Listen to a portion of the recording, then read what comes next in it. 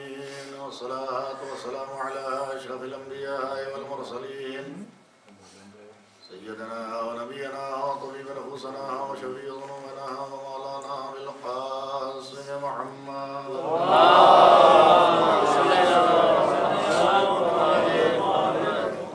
والصلاة والسلام على عترة الطيبين الطاهرين المعصومين المظلومين واللعن الدائمة الباقية ولأعدائهم وغصب حقوقهم ومنكر فضائلهم وقشهم أجمعين من اللعن إلى قيام يوم الدين. أما بعد، قال علي عليه السلام: أما والله لقد تقمص وإنه ابن أبي قحافة وإنه ليعلم أن محل منه محل القطب من الرحب وينحدر عن السيل ولا يرقى إلى الطير. الصلوات.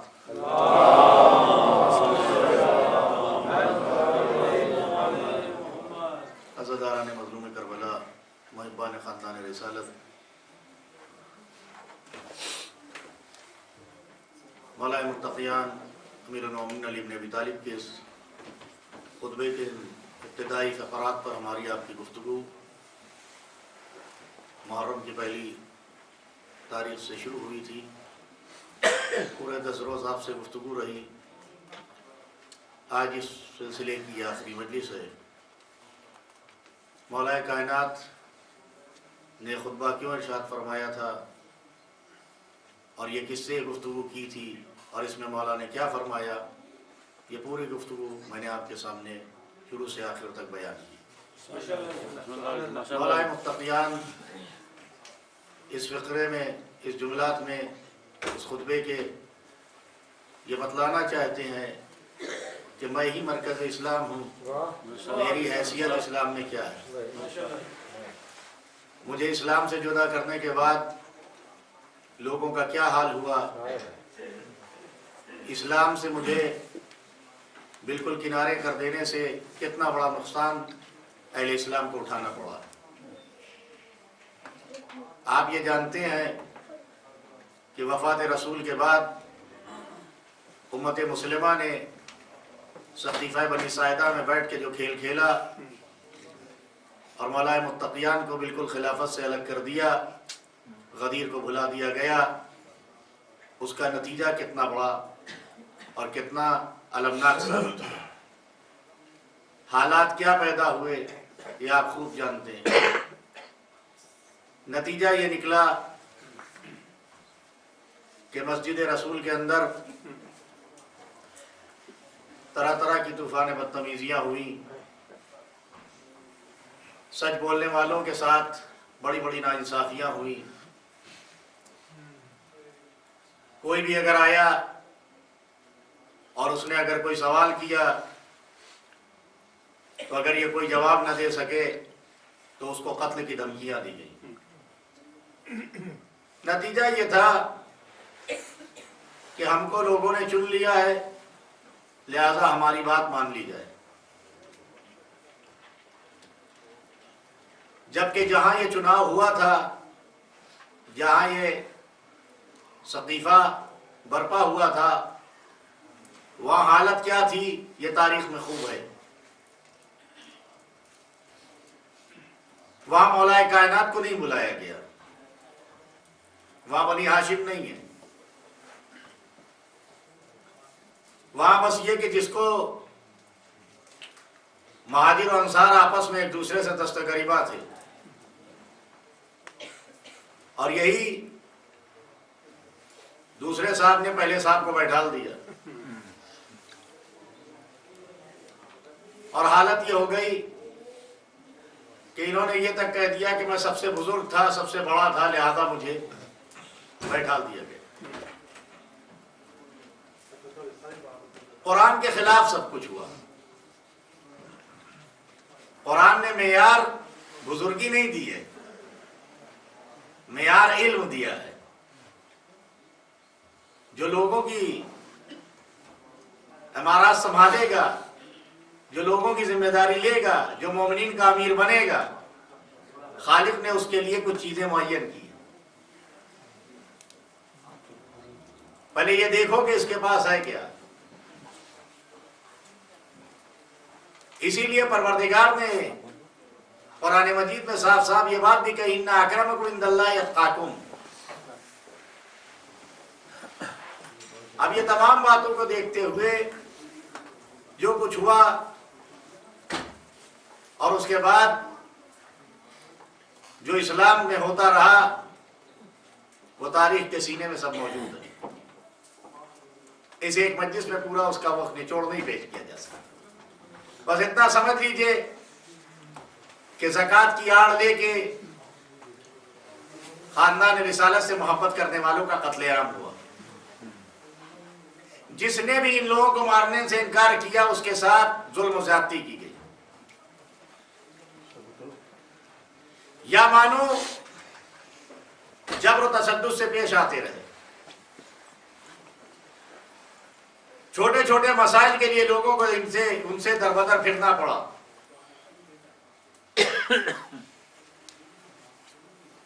اور مولا کائنات کے پاس جب لوگ آتے ہیں اور یہ کہتے ہیں آپ اپنا حق لینے کے لیے اٹھیے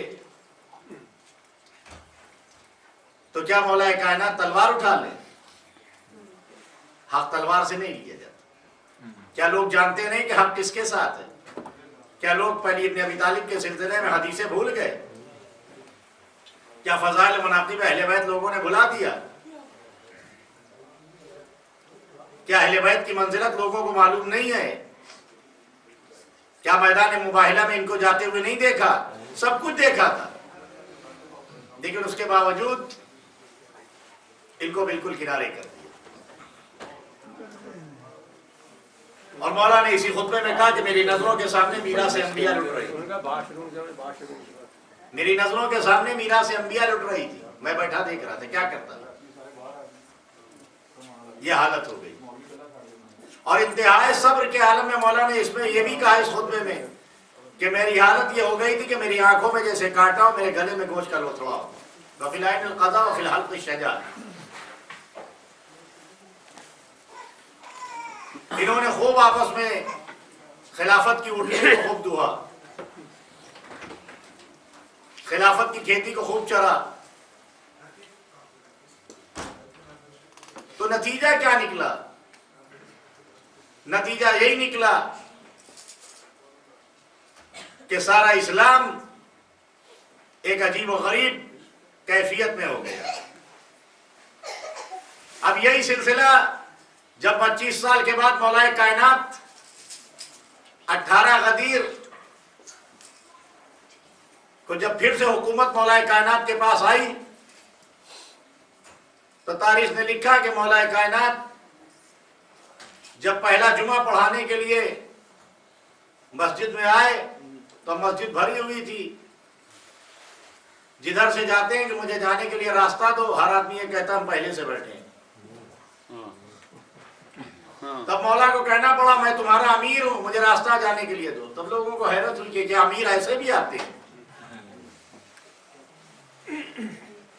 کیونکہ کسی کی نظر میں جناب امیر کی شخصیت ویسی نہیں ہے. سادی زندگی ہے، سادہ لباس ہے، کوئی لاؤ لشکر نہیں ہے.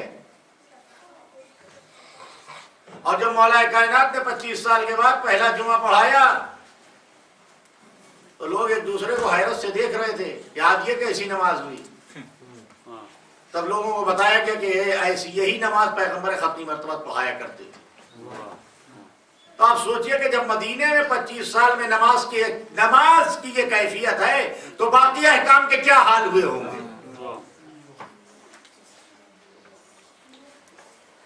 ایسے نہیں. 4.5 سال مولا کائنات کو جو حکومت ملی اس میں کیا کرتے؟ کس چیز کی اصلاح کرتے؟ بیٹھتے کو ساتھی تو سب سے پہلے جو ہے وہ جو لوگوں کو دعوت، جو لوگ بیعت کرنے میں آگے تھے انہی نے بیعت پہلے توڑ دی. لوگ یہ سمجھ رہے تھے کہ جیسے پہلی حکومتوں سے ہم کو ملتا تھا ویسے ہی علی بھی دیں گے. اور مولا نے اپنی حکومت میں بیٹھتے کے ساتھ ہی یہ اعلان کر دیا، یہ یاد رکھنا میں اسلام کے قطب ہوں، مرکز اسلام ہوں، میں چکی کے دو پارٹ کے درمیان جیسے کیل ہوتی ہے وہ ہوں، میں وہ چٹان ہوں جس سے سیلاب کا پانی اتر جاتا ہے، میں ہی ان کی بلندی پہ ہوں. یہ تمام چیزیں یہ سمجھ لو میرے پاس علم الہی ہے، میں قانون و شریعت کا پابند ہوں. یہ سمجھ لینا اگر کسی انسان نے بیت المال کی رقم سے بیوی کا مہر دیا ہوگا تو میں وہ بھی لوگوں کے حلق سے نکال لوں گا. تاریخ میں یہ بھی لکھا گیا کہ جب مولا کائنات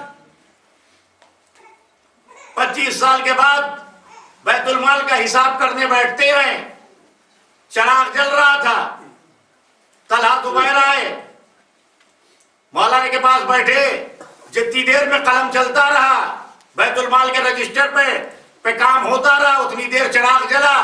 پھر مولانا نے اس چراغ کو بجھا دیا. امام حسن نے کہا دوسرا چراغ گھر کا لے آؤ. لوگوں نے پوچھا، آنے والوں نے پوچھا یہ چراغ بجھایا کیوں، دوسرا چراغ منگایا کیوں؟ کہا اس وقت ہم بیت المال کے آفس میں بیٹھے ہیں، بیت المال کا حساب ہو رہا تھا، تیل بیت المال کا جلے گا. اب میں جو ہوں میں اپنے اب تو ہم تم اپنی گفتگو کرنے جا رہے ہیں، اب گھر کا چراغ منگا کے جو ہے وہ اس کو رکھا.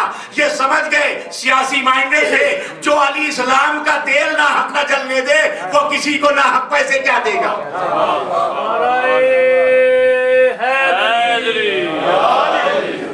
یہ لوگوں کو پتا چل گیا.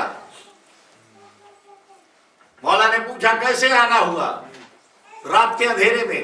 یہ سوچ لیجئے جب کوئی رات میں چھپ چھپا کے آتا ہے تو یقیناً کوئی اندر دل میں کوئی چور ضرور ہوتا ہے.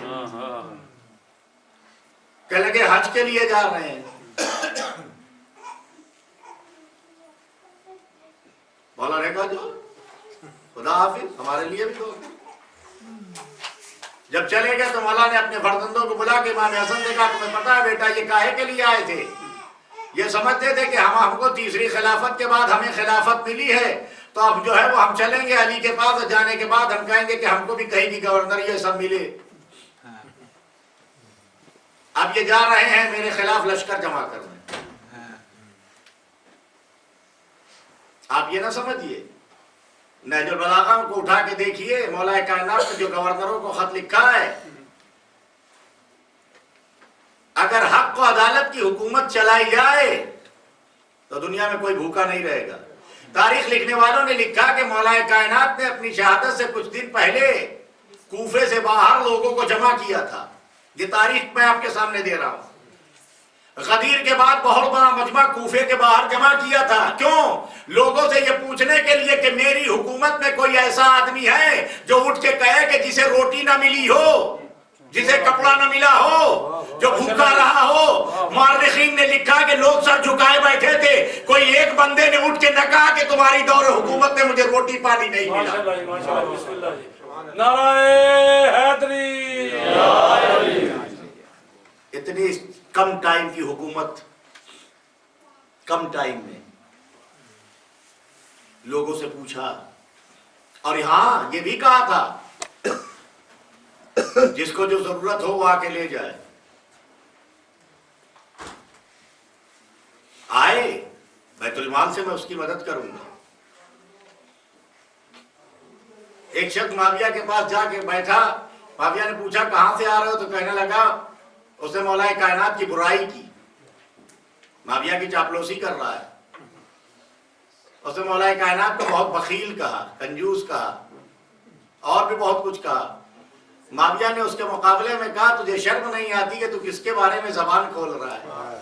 علی اس شخصیت کا نام ہے کہ اگر دو کمرے ہوں اور ایک میں بھوسا رکھا ہو اور ایک میں سونا بھرا ہو تو علی پہلے سونا بانٹے گا، بھوسا بعد میں بانٹے گا. سبحان اللہ جی. اور تو اس کے بارے میں ایسی گفتگو کر رہا ہے. آپ یہ نہ سمجھیے.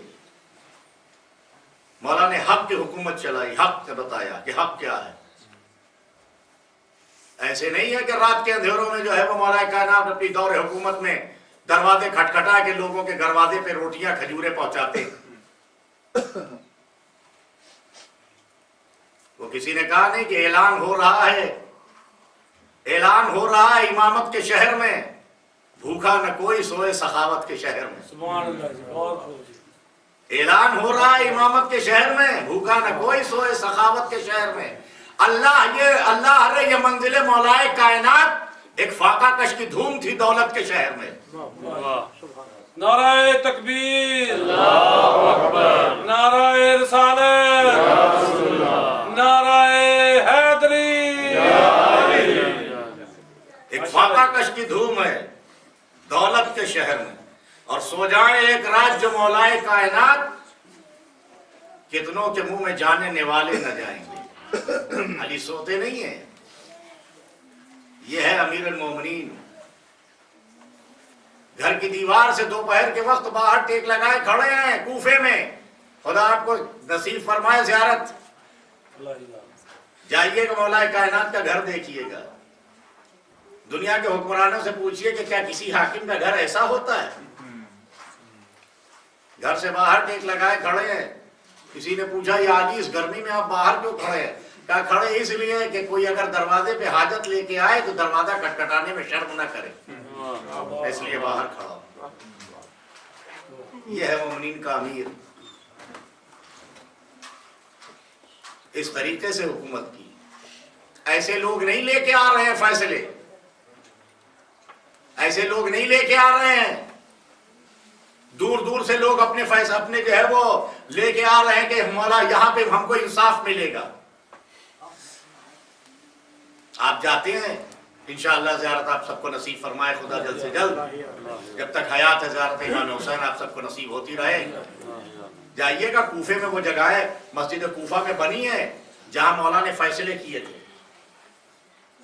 جہاں فیصلے کیے تھے وہاں ایک جگہ یہ ایسی بھی بنی ہے کہ جہاں ایک لڑکی کو لوگ لے کے آئے تھے اور یہ کہا کہ اس لڑکی کے اوپر الزام لگا ہوا ہے کہ معاذ اللہ اس نے جو ہے وہ کوئی غلط کام کیا ہے. باپ شرمندہ تھا. لڑکی نے کہا یا علی میں نے کوئی ایسا کام نہیں کیا، آپ میری عزت کے ضامن ہیں، آپ مجھے بچائیے. مولا نے پوچھا کہ تم کہاں سے آؤ؟ کہا شام کی طرف سے آئے ہیں. دیکھو شام سے چل کے کہاں آئے ہیں؟ حکومت حاکم شام کے دربار میں نہیں گئے، دربار علی میں لوگ چل کے آئے ہیں. اب اس سے بڑی حقانیت علی کی دلیل کیا ہو؟ سبحان اللہ جی. فیصلہ وہاں بھی لے کے جا سکتے تھے لیکن نہیں، یہاں آئے. پتا ہے زمین پر اگر کوئی انصاف دلانے والا ہے تو یہ علی ابن ابی طالب ہے. مولا نے کہا اچھا ایک خیمہ لگاؤ، اس خیمے میں اس لڑکی کو رکھو، دایا کو بلاؤ. پوچھا کہ آپ برف لا سکتے ہو؟ کہا ہمارے یہاں برف تو بہت ہے لیکن شام سے برف کون لا سکتا ہے؟ یہ کہہ کہ مولا نے ہاتھ ادھر کیا اور برف کا ٹکڑا ہاتھوں میں. مولا نے کہا یہ لو. اب یہ سوچو کہ جو جہاں سے بیٹھے ہوئے شام سے برف کا ٹکڑا اٹھا لے، اس کا ہاتھ حاکم شام کے گریبان تک پہنچنے میں کتنی دیر رہے گی. لیکن عزیزان گرامی، مولا کائنات نے برف لی اور اس کے بعد اس کو دیا اور کہا دایا سے اس کو بیٹھاؤ اور کچھ دیر کے بعد جو کچھ نکلے اس کے پیٹ سے مجھے بتاؤ. ایک کیڑا پیٹ سے برآمد ہوا. مولا نے کہا کہ دیکھو اس کا وزن بھی بتایا تھا کہ کیا وزن ہوگا. پھر پوری تفصیل بتائی مولا نے کہ یہ جب بچی تھی تو یہ کہیں تالاب میں نہانے کے لیے گئی، کوئی کیڑا اس کے پیٹ میں چلا گیا تھا، وہ اس کے پیٹ میں پلتا رہا. تم یہ سمجھے کہ اس کے پیٹ میں حمل ہے، جبکہ ایسا نہیں تھا. جب اس نے جو ہے وہ برف کی وہ محسوس کی تو وہ کیڑا پیٹ سے باہر نکلا. اب یہ سوچو کہ جو مولا جو علی ابن ابی طالب لوگوں کو اس طریقے سے صحیح انصاف دلا دے، ایسے نہیں لوگ علی کے قدموں پہ سر رکھتے ہیں. کوئی ایسا نہیں ہے کہ مولا کائنات کے دروازے پہ آئے اسے انصاف نہ ملے. ایک دن مسجد میں نماز صبح کے بعد مولا نے قمبر سے کہا قمبر جاؤ فلاں محلے میں ایک میاں بیوی رات بھر لڑتے رہے ہیں، دونوں کو بلا کے لاؤ. بلا کے لاؤ. دونوں کو بلا کے حاضر کیا. مولا نے کہا تم کیوں لڑتے رہے رات میں؟ لڑکے نے کہا میری شادی اس سے ہوئی مولا، لیکن میں جب اس کے قریب جاتا مجھے نفرت اس سے ہے کہ میں دل چاہتا ہے اسے قتل کر دوں. مولا نے کہا ایسا ہونا بھی چاہیے. مولا نے اس عورت سے پوچھا تجھے پتا ہے یہ شخص کون ہے؟ کہ یا علی مجھے نہیں معلوم. کہ اگر میں تمہیں بتاؤں تو تم ہماری بات کی گواہی دو گی. کہ بے شک آپ امام المتقین، میں آپ کی بات کی گواہی بالکل دوں گی. مولا نے کہا کہ تم پہلے کوفے میں رہا کرتی تھی. کہا ہاں کوفے میں رہتے. فلاں محلے میں تم رہتی تھی، تمہاری شادی تمہارے فلاں رشتہ دار سے لگی تھی، تمہارے گھر والوں کو وہ رشتہ پسند نہیں تھا،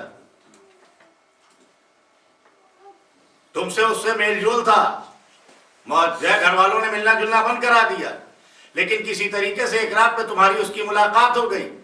پھر اس کے بعد تمہارا رشتہ برقرار ہوا اس سے، اور اس سے تمہیں حامل ٹھہر گیا.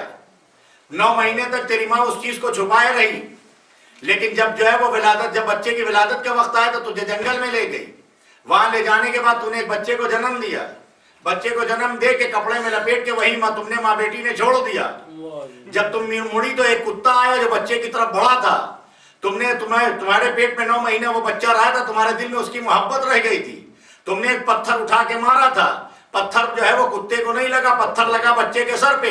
بچے کا سر پھٹا، اس کے سر سے ٹوپی ہٹائی. کہا یہ وہی اس کا نشان ہے. تجھے پتا ہے اس کو فلاں قبیلے کے لوگ اٹھا کے لے گئے تھے، اس کے بعد فلاں جگہ پرورش ہوئی، یہاں یہ جوان ہوا، کوفے میں آیا، تمہارے ہاں اس کا رشتہ دیا گیا، رشتہ قبول ہوا. لوگوں کو پتا نہیں، اس طریقے سے تیری شادی ہو گئی. جو نفرت ہے وہ اس وجہ سے تھی کہ قدرت نے تم دونوں کو بچا لیا. یہ تیرا شوہر نہیں، تیرا بیٹا ہے. یہ تیرا بیٹا ہے. اب جس نے لسان رسالت چوسی ہوگی، جس کے پاس علم یقون ما ہوا کائن ہوگا، وہی ایسے فیصلے کر سکتا ہے. ہر کسی کے بس کی بات نہیں ہے. ہر کسی کو جانشین رسالت ماں ہونے کا فخر نہیں مل سکتا. صرف اسی کو ملے گا جو باب مدینۃ العلم ہے، جو خزائن العلم ہے، جو درائر علم کا دروازہ ہے. وہ کبھی حکومتوں کی خواہش نہیں کرتا. وہ اور لوگ ہیں جو حکومتیں حاصل کرنے کے لیے ادھر ادھر جو ہے وہ چالیں چلتے ہیں. علی اس شخص کا نام ہے کہ جس نے جب وقت آ گیا تو سب کچھ چھوڑ کے بیلچہ ہاتھوں میں اٹھا لیا، لیکن انسانیت ہمیشہ سینے سے لگائے رہے. ابتدائی خلافت میں مولا کائنات کے ساتھ جنگیں شروع کر دی لوگوں نے. جنگ جمل ہوئی. آپ سمجھ گئے کہ جنگ جمل کے مقابلے میں کون تھا، لیکن اللہ جمل کے میدان میں بھی مولا نے اسلامی اصول اور قوانین کو پاس رکھا. پہلے سب کو خوب سمجھایا، کسی طریقے سے بات بن جائے. آپ جانتے ہیں کہ آل محمد ڈیفنس کرتے رہے ہیں، کبھی اٹیک نہیں کیا ہے. آل محمد نے ہمیشہ ڈیفنس کیا ہے اسلام کا، اٹیک نہیں کیا. اسلام پر مخالف کی طرف سے ہمیشہ اٹیک ہوتا رہا ہے، اور یہ اسلام کا ڈیفنس کرتے رہے. پوری تاریخ اٹھا کے دیکھ لو، اہل بیت اسے کہتے جو ڈیفنس کرتا ہے. جبل کے میدان میں مولا کائنات یہی چاہتے ہیں کہ یہ جنگ نہ ہو. بہت کوشش کی، لیکن فتنے والے لوگ لے کے آئے ہیں. مولا نے زبیر کو بلا کے کہا، زبیر ادھر آؤ. اتنے قریب آئے کہ ایک دوسرے کے گھوڑوں کی گردنیں یوں مل گئی. مولا نے پوچھا، زبیر تم کو ایک دن یاد دلاؤں؟ ایک دن تم میرے ساتھ مکے میں میرے گلے میں باہیں ڈال کے چل رہے تھے. پیغمبر نے یہ منظر دیکھ کے تم سے پوچھا تھا کہ تم علی سے محبت کرتے ہو. کہا ہاں، میں علی کو بہت چاہتا ہوں، میں علی کو بہت چاہتا ہوں. یہ میرا خاندان ہے، یہ میرا رشتہ دار ہے. مولا نے کہا اچھا تجھے یاد آ گیا. اس دن پیغمبر نے کیا کہا تھا تجھ سے؟ زبیر ایک دن آئے گا کہ تو علی کے مقابلے میں کھڑا ہوگا جنگ کرنے کے لیے. آج تو کہاں کھڑا ہے؟ یاد دلا دیا. زبیر میدان سے الگ ہو گئے. زبیر میدان سے الگ ہونا چاہتے ہیں، لیکن دشمنوں سے یہ چیز گوارا نہیں ہوئی، کیونکہ جو لوگ لے کے آئے تھے ان میں زبیر بھی تھے. لہذا زبیر کو موقع پا کے جو ہے وہ قتل کر دیا گیا. اور آپ کو یہ بھی بتا دیں کہ مولا کائنات ہر ایک کے اوپر حجت آخر وقت تک تمام کرتے ہیں. جمل کے میدان میں مولا کائنات نے کہا کہ کوئی ہے جو ان کے سامنے قرآن مجید لے کے جائے، ان کو قرآن کا واسطہ دے اور یہ سمجھائے کہ دیکھو جنگ نہ کرو، تمہارے درمیان کتاب خدا فیصلہ کرو. لیکن مولا نے کہا یاد رکھنا جو قرآن لے کے جائے وہ زندہ واپس نہیں آئے گا، زندہ واپس نہیں آئے گا. ایک نوجوان نے کہا میں لے کے جاؤں گا قرآن، میں قرآن لے کے جاؤں گا. قرآن لے کے نوجوان گیا، جا کے قرآن کا واسطہ دے رہا تھا کہ تیر چلنے لگے. اس نوجوان کو بھی جو ہے وہ تیروں سے چھلنی کر دیا گیا، قرآن بھی ٹکڑے ٹکڑے کر دیا گیا. اب یہ بتاؤ کہ سامنے والی فوج کو قرآن کا پاس تھا، قرآن کا احترام تھا، ادب تھا قرآن کا. ہم نے تو یہی دیکھا کہ کچھ ملعون ایسے بھی تھے کہ انہوں نے قرآن سے فال نکالا اور جب قرآن میں ان کے خلاف فال نکلی تو انہوں نے قرآن لٹکا کے اس پر تیر چلوایا، اور تیر چلانے کے بعد کہا قرآن جا کے اپنے پروردگار سے کہہ دینا کہ میرے ساتھ ولید نے یہ کیا ہے. جب وہ قرآن کی آیت جب قرآن سے فال لیتا تھا تو اس میں آتا وَكُلَّ جَبَّارٍ عَنِيدٍ. ولید فال نکال رہا ہے، انید کی آیت نکل رہی ہے. تو نہ یہ قرآن کے تھے نہ تو اہل بیت کے تھے. آپ یہ حیرت نہ کریے، یہ تاریخ ہے. یہاں قرآن کے ساتھ یہ ہوا، صفین میں قرآن نیزے پہ اٹھا، وہ قرآن خاموش تھا. یہ قرآن بولتے ہوئے ہیں، یہ کہہ رہے ہیں دھوکہ ہے.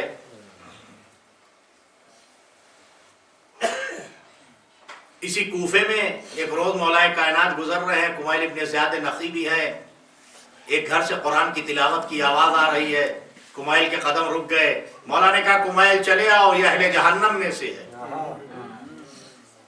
یہ اہل جہنم میں سے ہے. کمیل کو بڑی حیرت ہوئی.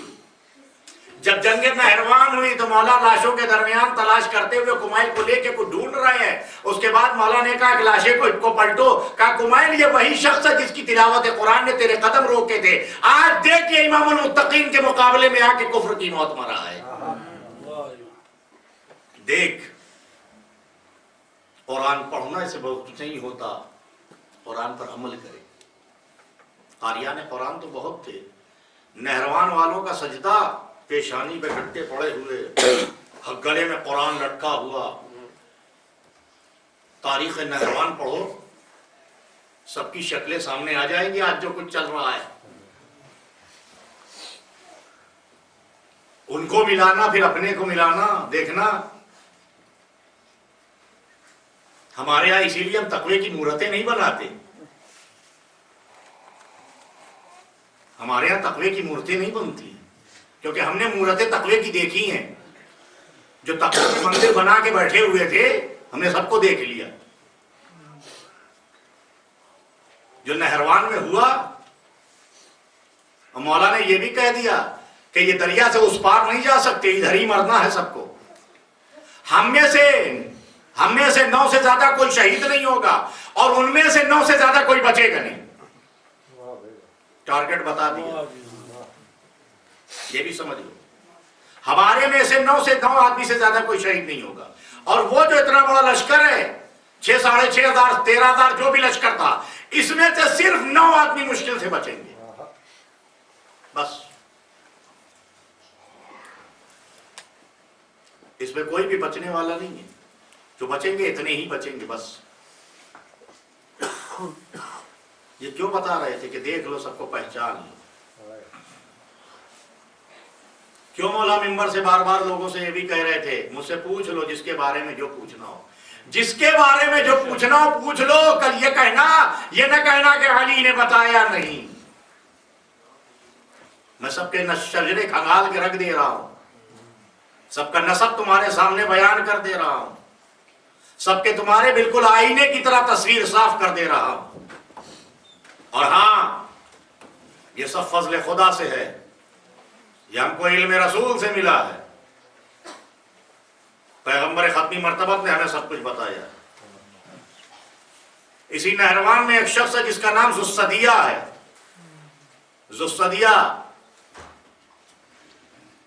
اس کے پاس کہ ایک ہاتھ پر ایسا وہ ہے کہ کھینچا جاتا ہے تو ہاتھ کے برابر، اور چھوڑ دیا جاتا ہے تو گوشت کا لوتھڑا بن جاتا ہے۔ یہ مسجد میں پیغمبر کی حیات میں آیا تھا اور جا کے نماز پڑھنے کھڑا ہو گیا تھا۔ پیغمبر نے تلوار اٹھا کے دیا، جا کے اس کو قتل کر دو۔ ایک صاحب گئے تو قیام میں دیکھا تو چلے آئے، دوسرے صاحب گئے تو رکوع میں دیکھا تو رکوع سے کھا کے مرعوب ہو گئے، تیسرے صاحب نے اس کا سجدہ دیکھا تو سجدے سے مرعوب ہو گئے۔ مولا نے تلوار دی، کہا یا علی جا کے سر کاٹ لائیے۔ جب مولا گئے تو نماز پڑھ کے جا چکا تھا۔ مولا نے کہا علی یاد رکھنا یہ تیرے خلاف کھڑا ہوگا۔ جنگ نہروان میں ذوالصدیہ کو بھی تلاش کروایا۔ کچھ ایسے بھی تھے کہ جو کہتے تھے یا علی نہ آگ ہے نہ جنت ہے نہ کچھ ہے۔ مولا نے ایسے لوگوں کے اٹھا کے بیٹھلوایا ہے، کہا ان کو بیٹھاؤ۔ لوگوں نے کہا یا علی یہ مر چکے، کہا مرے نہیں ہیں، یہ سن رہے ہیں۔ اور اس کے بعد کہا مولا نے اس وقت بتاؤ تم کہاں ہو، اس وقت بتاؤ کہاں ہو تم۔ جو علی زمانے کی گزری ہوئی کھوپڑی سے گفتگو کر سکتا ہے، اسی صفین کے لیے لشکر جا رہا تھا کہ ایک کھنڈر سے کھوپڑی لائے۔ اس سے پہلے ایک بات اور عرض کروں، ایک شخص کھوپڑی لے کے آیا تھا کنڈال خلیفہ تیسرے خلیفہ کے پاس، اور اس نے کہا کہ تم تو کہتے ہو کہ کافر کو عذاب ہو رہا ہوتا ہے، یہ کافر کا سر میں لایا ہوں، ٹھنڈا ہے بالکل، جواب دو۔ کیا جواب دیں؟ مولا کائنات کو بلایا، یا علی یہ اس طریقے کے سوال کر رہا ہے۔ مولا نے کہا دو پتھر اٹھا کے لاؤ۔ دو پتھر اٹھوائے۔ مولا نے کہا پتھر دیکھو کیسے ہیں، بالکل ٹھنڈے۔ کہا ٹکراؤ۔ اب جو ٹکرایا تو آگ نکلی۔ کہا پتھر کے سینے میں آگ ہے، تجھے محسوس نہیں ہوئی، ویسے ہی یہ چل رہا ہے، تجھے محسوس نہیں ہو رہا ہے۔ یہ جواب کوئی اور نہیں دے سکتا۔ اسی طریقے سے قیصر و کسریٰ کے کھنڈر سے کھوپڑی لوگوں نے لا کے رکھی۔ مولا نے کہا اسے پوچھو یہ کون ہے۔ ساری گفتگو لوگوں کے سامنے اس کھوپڑی نے کی اور اس نے سب کچھ بتایا۔ کیوں؟ لوگوں کے چہرے سے نقاب ہٹ جائے، لوگ سمجھ لیں، کچھ پوشیدہ نہ رہ جائے۔ عزیزان گرامی، دیکھیے اسی کوفے میں ہمارا آپ کا مولا امیر رہ چکا ہے،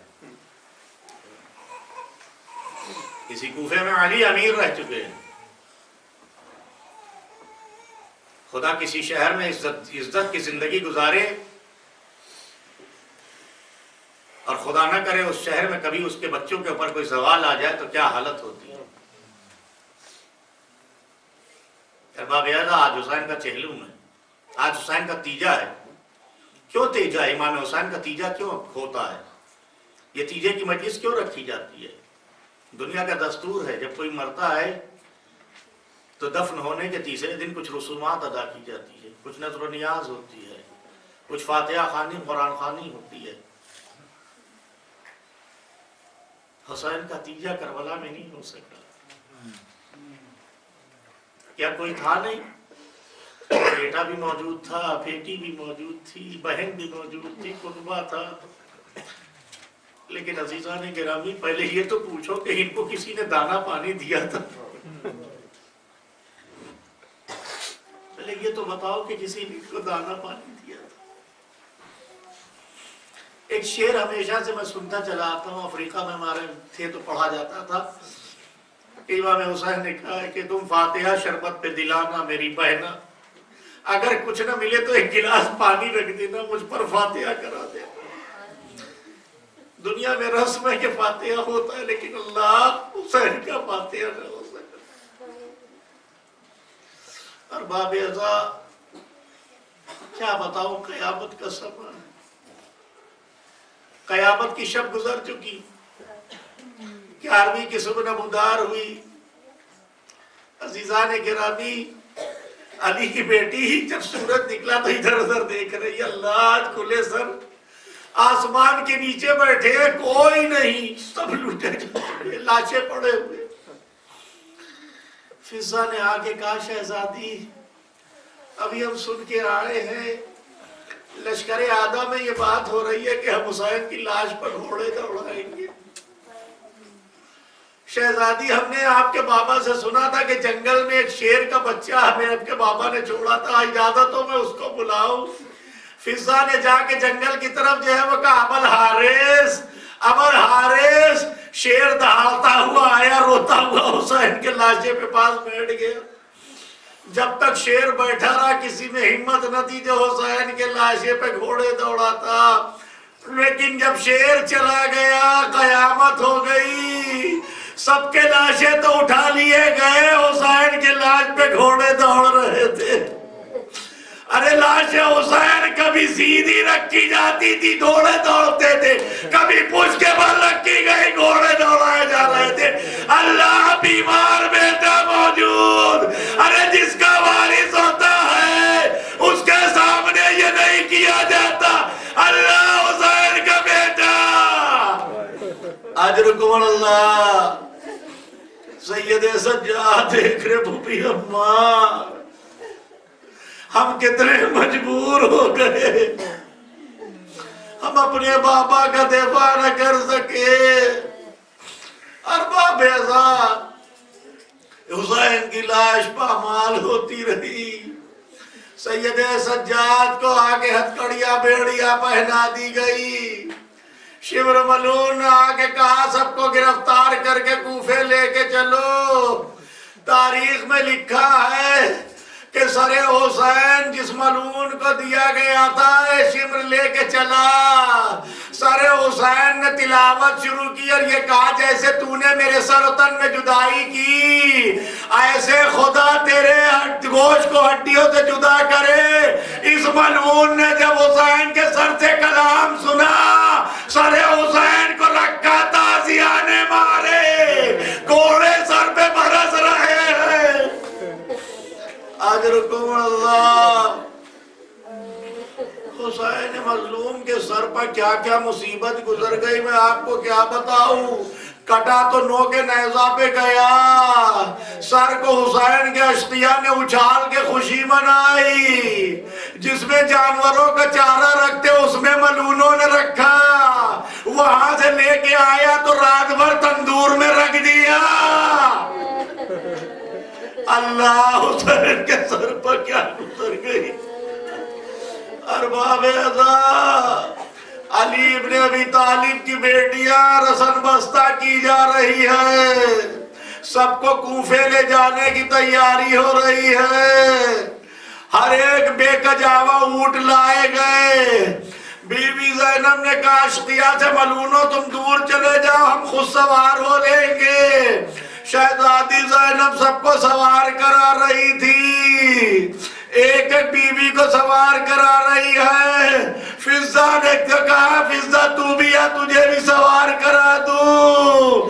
فضا تڑپ کھا کے تڑپ کے رونے لگی. شہزادی یہ دن بھی دیکھنا تھے مجھے. اجرکم اللہ.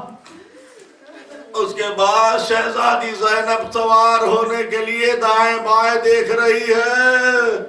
رخ کیا عباس تیری بہن سوار ہونے جا رہی ہے. علی اکبر آگے دیکھ تیری پھوپھی سوار ہونے جا رہی ہے. عزیزان گرامی اشقیاء ادھر سے لے کے چلے جدھر عیسیٰ کے لاشیں تھے. بیویوں نے سب نے اپنے کو اونٹوں سے گرا لیا. ہر بیوی اپنے عزیز کے لاشے سے لپٹی ہوئی رو رہی تھی. جنگل میں ایک کوہرام بپا تھا، یہ آزادار یہ پرسا تھا. علی اکبر خدا حافظ، حسین خدا حافظ. عباس ہم جا رہے ہیں، بازاروں میں دیاروں میں ہمیں پھرایا جائے گا. تازیہ نے سب کو پھر سے سوار کرا دیا، بیویوں کو لے کے چلے، کوفے سے باہر ایک منزل پہ قافلہ ٹھہرا، شمر ملعون سب کو پانی پلا رہا تھا۔ سکینہ نے کہا پھوپھی اماں اجازت ہو تو پانی مانگ لے، کہا بیٹی حجت تمام کر لے۔ حسین کی لاڈلی شمر کے پیچھے چلی، پانی دے دے مجھے، میرا دل کباب ہوا جاتا ہے، مجھے پانی دے دے۔ ارے ملعون نے سب کو پانی پلا دیا، اس کے بعد مشق کا سارا پانی زمین پہ پھینک دیا، بچی نے رخسار اس ریتی پہ رکھا، بس ختم ہو گیا، تازیانے پڑنے لگے، رخسار پہ تماچے لگنے لگے، بچی تڑپ گئی۔ بابا دنیا نے یتیموں کے ساتھ